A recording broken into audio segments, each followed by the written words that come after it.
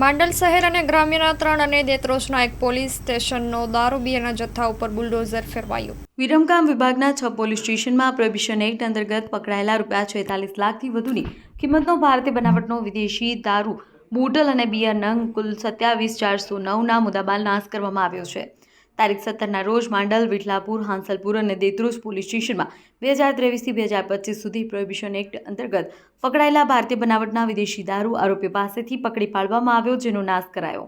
માંડલ તાલુકાના ગ્રામ્ય વિઠલાપુર પોલીસ સ્ટેશનમાં 4 ગુનાઓમાં દારૂની નાની મોટી બોટલ બિયર નંગ કુલ 2,357, જેની કિંમત 5.27 લાખ। એવી જ રીતે હાંસલપુર પોલીસ સ્ટેશનમાં કુલ 5 ગુનામાં દારૂની નાની મોટી બોટલો બિયર ટીન નંગ 489, જેની કિંમત ₹3,08,329। દેત્રોજ પોલીસ સ્ટેશનમાં 33 ગુનાઓમાં દારૂની નાની મોટી બોટલ બિયર ટીન નંગ 7,451, કિંમત ₹9.74 લાખ અને માંડલ ટાઉન પોલીસ સ્ટેશનમાં 5 ગુનામાં વિદેશી દારૂની નાની મોટી બોટલ બિયર ટીન 185, જેની કિંમત ₹19,000। આમ કુલ 4 પોલીસ સ્ટેશનમાં મળી 19 લાખ આસપાસના મુદ્દામાલ પર બુલડોઝર ફેરવી અમદાવાદ ગ્રામ્ય અને વિરમગામ પોલીસ વિભાગ દ્વારા નાશ કરાયો છે।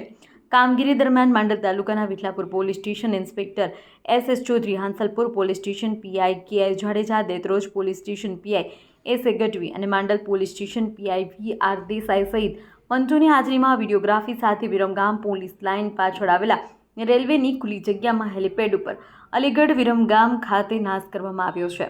અહેવાલ માં ન્યૂઝ મહેન્દ્ર ગજ્જર, અમદાવાદ।